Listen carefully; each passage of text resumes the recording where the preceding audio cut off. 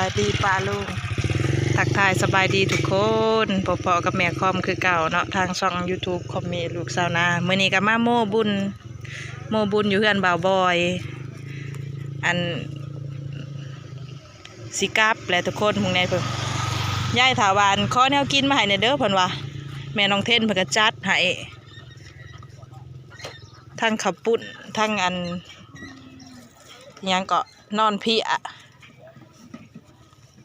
น้ำอันอัดลมอีกพร้อมตะคอมเอาตอนจริงในพาเวนดอยแม่น้องเท่นจัดหายจนเต็มโออันนี้นะของแม่น้องลิงแม่ลิงเอาไปซีม2 จอกบรรดาเอื่อยๆฮะกับพ่อแผ่แว่ออกมาไปแล้วซอยเวียกบนมือบนเว้นยายว่าเอาแนวกินให้กินเด้อแม่น้องเท่นเพิ่นก็จัดหายเต็มโอยังวะเจ้าวานจับนั่งขับปุ่น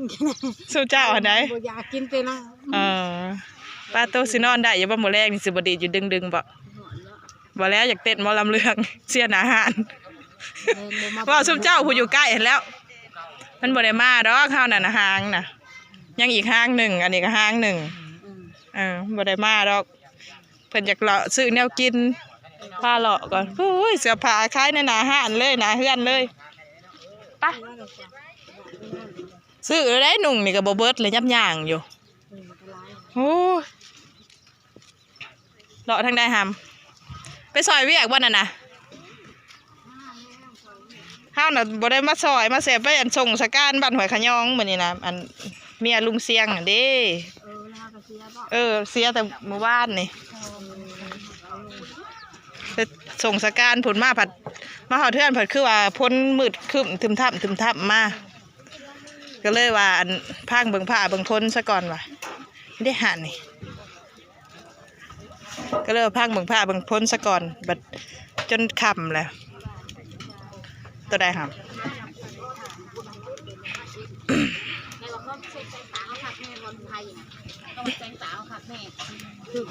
เอาตัวใดครับเอาตัวใดใหม่ตัวใดสิเมื่อวานเนี่ยอย่าหายก้างอ้อยเด้อมันคำเลยเด้อมันก้ามันจะบินเขาพวกรักเลยแต่บ่ต้องให้ง่อยบ่ต้องให้ง่อยบ่ก้าง่อยแล้วเนาะเอาตัวใดเนี่ยครับเลือกเอา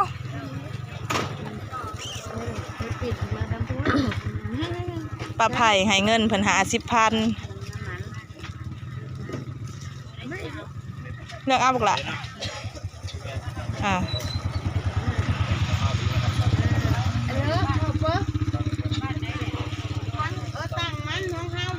ตัวน่ะใส่ท้องต่างหากลูกเพิ่นสิฮวดน้ำจิ้มให้เจ้าลงพรมนะกูเด้อ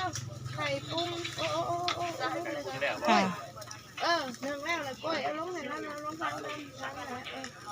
จักไม้เท่าไรเพิ่นยุบใส่นะ10 บาทเงินกีบทำอันเช้าพันเพราะว่าทำเลยบ่เอาเท่านั้นบ่ลูก100จะพ่อลูกเด้เพิ่นอยากได้ตัวนั้นอีกนะมือน้ำบ่เอาจักไม้หำเอาจักไม้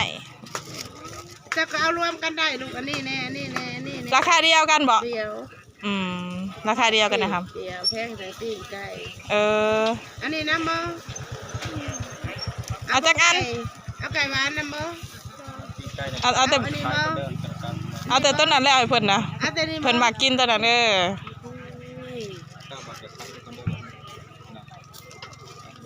โอเค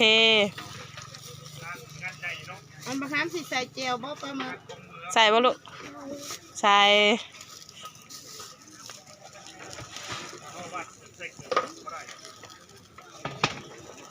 กินข้าวอิ่มแล้วยังซื้อต่อป่ะครับ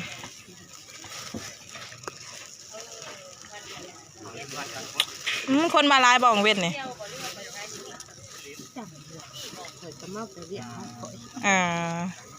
เอาแล้วแม่ทำจ่ายเงินให้โทรมาหาเจ้าพอดีเป็นเท่าได้หายเอื่อย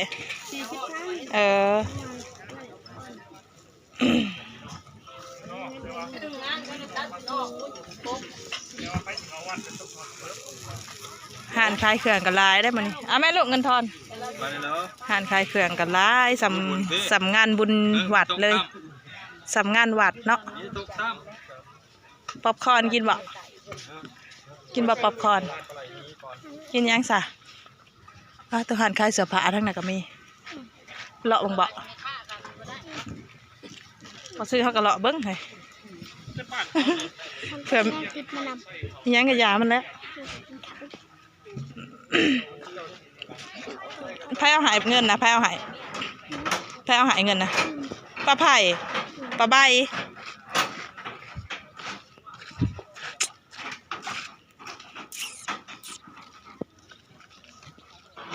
ซองไก่น้องคนเลือกบ็อกเซอร์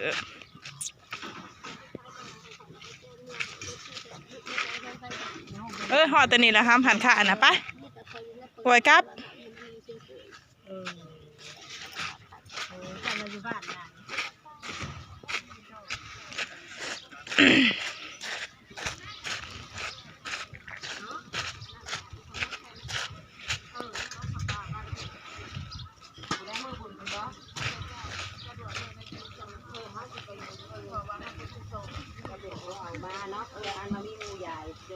กินยังของแล้วมาเจ้าดุอ่ะโหลดได้ครับโหลดซิดครัวกินยังคอมกินยังคอมเนี่ยบะอุ่นนูนป่าบะคอมเรียนนี่กินบะถอดมัน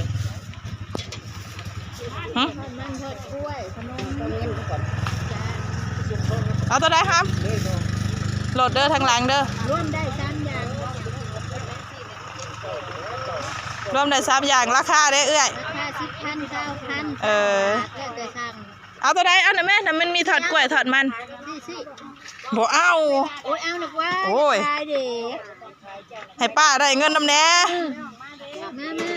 เริ่มซิมแซ่บใจได้เนี่ยเอาจัดไห่โลดนะรวมไห่โลดเห็ดเองนะเนาะเห็ดเองขายเองขายเองกินเองหมักใจหมักข้าวหมักแห้งเท่าไรนะเอ้ยอันนี้20 บาทเท่าครับเท่าโดยบ่ได้มาหรอกหางยาว2ได้เอ้ยคุณน้อยให้กันได้3 ปีพอดีดื้อพอดีไหลขูบกันยังทำป๊อปคอร์นกับป๊อปคอร์นเลยนี่ทงเท่าไรป๊อปคอร์นเอาตัวเป็นทงนี่ทำตัวเป็นกล่องเท่าไรกล่อง15นี่นะชิปแค่มันถอกใส่กันก็สิประมาณทงเดียวแล้วนี่มันแพงน้ำกล่องซื่อคนมีคนเงินร้ายก็ไปเจาะเอาตัวนี้นะเขาว่าประหยัดงบประมาณปริมาณก็คือ10 พอปานกันนั่นแหละเนาะจ่ายจุกเท่าไรมันเผานะจุกเท่าไรมันเผาเหี่ยวละหวานได้หวานบ่น่ะมันเหี่ยวแท้แล้วน่ะหวานได้แต่ทีนั้นมันโหดมันห่อนแห้งเนาะมันห่อนก็ทงเท่าไรสมเกียรตินี่คุณน่ะจุก15คือเหี่ยวแห้งแท้โอ้ยอันนี้แล้วมันจังแซ่บจักแล้วมันมันบ่ได้เป็นอีหยังมันคือหมาดค่ะแต่เนาะคอมคายเช้าแล้วบัดนี้คาย15แล้วบ่แล้วมันอันนี้พุ่นเลยไปคันเลือกเบิ่งก่อนฮะหิวแค่น้อยๆหิวสิบ่อันนั้นไปผมบ่กลับบ่บัดนี้ป๊อปคอร์นได้แล้วระวังรถได้อย่าพาขวามทาง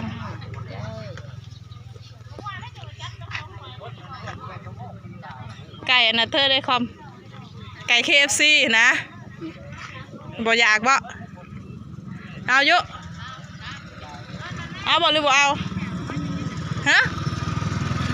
แค่อยากได้ก็เอาเฮ้ยไป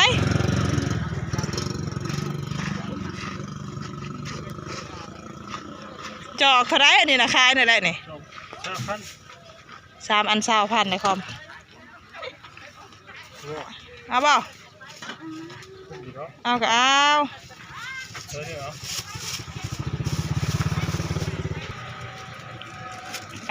เอาเงินไว้จ่ายเพิ่นมันแสบน้ำซอสอันนั้นมันบ่ ก่ KFC นคร บ้านเฮาสำนีก็ไว้ KFC และนครหากที่แท้เขาเอิ้นอีหยังก็ทอดน่องไก่ทอดน่องไก่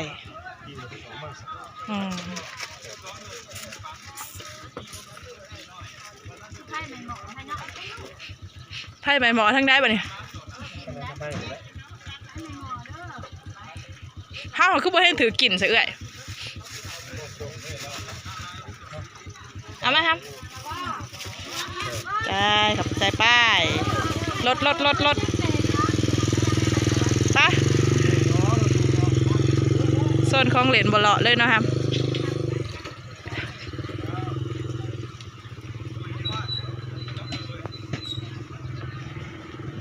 ใส่ไส้ได้แน่นี่มันหอยซะนี่มามันเผานะตัวได้อีกป๊อปคอร์นมามัดทุงเนี่ยที่ตัวน่ะมัดปากมันเนี่ยนะตัวน่ะตัวใส่น้ำจิ้มนี่บ่ตัวน่ะ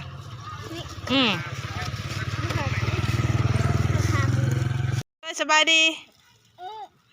หยังถอมันรีบเข้าไป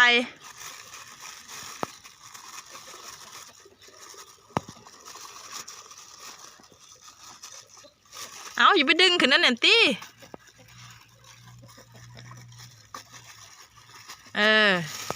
โอ้ยจะกินยังอีหยาเนาะเฮ้ยอุ้มยุ่มยับย่างอยู่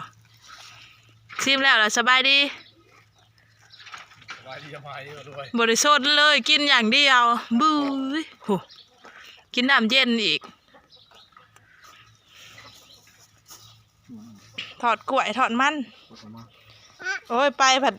เจอคนหุ่จักแน่แล้วคายนะหันก็เลยอุดนูนสวยแล้ว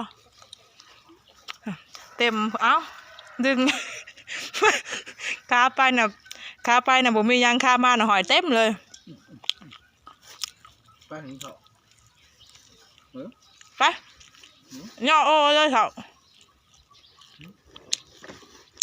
ยังหมดยังส่ง